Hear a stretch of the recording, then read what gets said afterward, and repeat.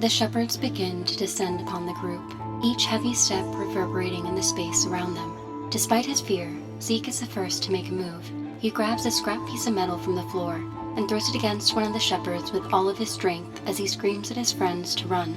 They do not hesitate and dart down one of the hallways, running deeper into the anomaly as if their lives depend on it. Raid looks over his shoulder for a moment to get his eyes on Shepard, but as he does, his foot catches on a broken computer monitor that rested on the floor.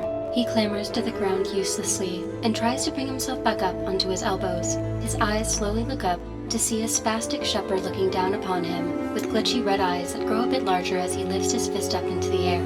Raid flinches, readying himself for a blow, but nothing comes. When he opens his eyes, he sees a small beta bot buzzing in front of the Shepard's face, disorienting him with some sort of hologram. Raid doesn't have time to think about where the beta bot came from as he shuffles back up onto his feet and runs aimlessly away from the threat.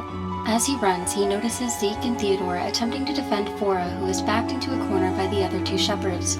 Fora forcefully slams her cane into the side of Shepard and tries to slide under his arm, but he catches her, squeezing her tightly and attempting to carry her off. At this moment, a second beta bot zips out of a lab room and swiftly buzzes in front of the remaining Shepards' faces, causing their grip to loosen around Fora. She seizes the opportunity and slips out from under their arms. Once free, she immediately starts running towards the room that the beta bot came from, with her friends following closely behind. Hiding behind the safety of the glass in the lab room, Zeke, Fora, Raid, and Theodore watch the two betas work together to corral the Shepard into a lab room in the back corner of the facility.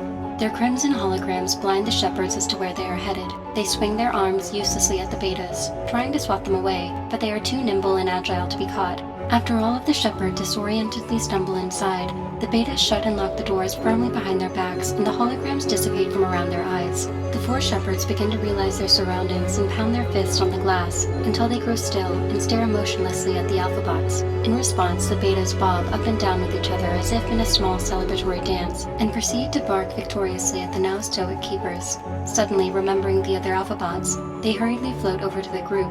The two betas excitedly buzzed and bubbled over each other, both almost fighting for the AlphaBots' attention. Fora, who has a soft spot for betas, asked what they were doing in this place all alone. One of them eagerly explains that they were once companion bots to their dear human Thomas Trackerman. Ray's eyes widened a little at the mention of this name. He vaguely remembers it from the hard drives and immediately asks what happened to him. The betas look at each other with somber expressions, as they explain that they don't exactly know. Their memories were a bit scattered when they came back online. The last thing they remember was that they were helping a group of humans build and arm this outpost against an impeding attack from some evil group of AlphaBots named the Protos. The group all perk up at the mention of this, Theodore and Raid sharing an excited glance between each other. The betas went on to explain that the next time they came online, all that was left was a mostly empty outpost, and so they've been waiting for their human's return ever since. Theodore and Raid share a curious glance between each other, and Theodore asks if the name Jago sounds familiar to them. But the betas look at him with a confused expression and tell him that they have never heard of a Jago. Fora absently pets one of the betas, as they all silently process the information they have just received. From the corner of her eye, one of the Shepards catches her gaze. He stares at her with a cruel expression. She uneasily turns to the beta and asks if they're sure that that room will be strong enough to hold them all in, pointing to the window. They both bob up and down and assure the group that the Shepard will not be able to get out unless they release him. The room they put them in is the testing room. It is equipped with reinforced glass and walls to keep whatever was inside. The group, feeling a little bit more relaxed after this, begins to explore the outpost as Raid and Theodore drill them with questions. Zeke chimes in to ask them that if humans distrusted the Protos and the AlphaBots so much, why did they have two beta bots? The smaller beta explains that they were designed as companions and therefore their perimeters were limited by their human-defined AI programming, unlike the Protos and the AlphaBots. The other offhandedly mentions that there must have at least been one AlphaBot that they trusted, because there is one in the reactor room right now. It had been laying there offline ever since they got turned back on. They explained that even though they always wanted another companion, they could never build up the courage to reboot this AlphaBot because they were unsure whether or not he was one of the bad Protos that their humans warned them against. As they explained this, they led the group to the reactor room to see for themselves. When they arrived, the group shared a small, surprised gasp. All of the walls were darkened with char, as if from an immense explosion that came from the reactor in the center of the room. Wires covered the ground, and a single builder was sprawled out beneath them. Theodore vaguely felt as if he was stepping into history itself. The betas explained that his presence was very peculiar because the humans never allowed AlphaBots into the outpost. Theodore is the first to step closer to investigate the scene. He scans the room and cautiously approaches the unconscious builder. He notices that the metal of his arms are discolored, as if they were impacted by electricity. Raid, seeing this, wonders if he could have used himself as a catalyst to destroy the power source of the outpost. Zeke and Fora approach from the other side and are momentarily mesmerized by his ornate and peculiar aesthetic. He is larger than any AlphaBot they have ever seen before, and possessed attributes that seemed royal in their style and quality. Fora turns to the betas and asks if there is a lab that they can use to further examine the builder. They bob up and down in response and tell the group to follow them. Zeke, Raid, and Theodore all hold an arm or a leg. However, they still struggle to hold the builder up due to his sheer density.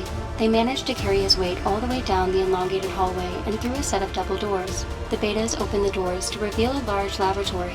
Old computers line the walls, and 3 AlphaBot diagnostic chambers stand in the middle of the room. Theodore opens one of the chambers as they all struggle to prop the builder inside. When they manage to close the chamber, Raid begins to reboot the computer connected to the ABDC. The computer screen reluctantly begins to awaken, the screen lighting up for the first time after decades of sitting idle. Wires sleepily come out of the small hatches in the chamber and connect to the builder's head unit. The data about the AlphaBot automatically begins to be downloaded and displayed on the screen in front of the group, until finally, the information displays itself across the screen, and with it confirms Raid and Theodore's suspicions. This was no normal AlphaBot. This was a proto. This was Jago. Raid, Theodore, Fora, and Zeke all share a gasp of excitement and utter disbelief. The betas, on the other hand, have an entirely different response. They tremble slightly and cower closer to the ground. They begin to plead with the AlphaBots not to let this go any further. They knew how much their humans feared the Protos and insisted it would not be safe for them to awaken him. Although Raid would like nothing more than to do exactly that, he sits back for a moment and comes to the conclusion that they should investigate a bit more before doing something as daring as bringing a Proto back online. They need to investigate this further. So Raid begins a full diagnostic of Jago. He shuffles through the code for an hour, and then 2, until he discovers something out of the ordinary. Jago had an extra component that no other AlphaBot possessed. Upon further inspection, he discovered that this mysterious component was a metagate chip. Raid grew anxious as he called Theodore over to take a look. This was surely used for a private gateway into the metaverse. But why would a proto need this technology? The remainder of the group makes their way over, all trading ideas and theories until Raid abruptly stands, his restless energy preventing him from staying seated any longer. He begins to circle the diagnostic chamber, his processing unit filled with a seemingly endless amount of variables and possibilities, when suddenly he stops. He slowly turns toward the group and begins to ask a question that sounded crazier with each word. What if Jago's AI was downloaded remotely to the metaverse when he used himself to destroy the reactor? Silence follows. However, it was a thoughtful silence. Theodore expands on this idea. He confirms that a metagate chip would certainly make this possible. In fact, this kind of technology would allow them to freely download themselves into the metaverse. The real question was, why would Jago do this? This rendered his physical body as useless as scrap metal.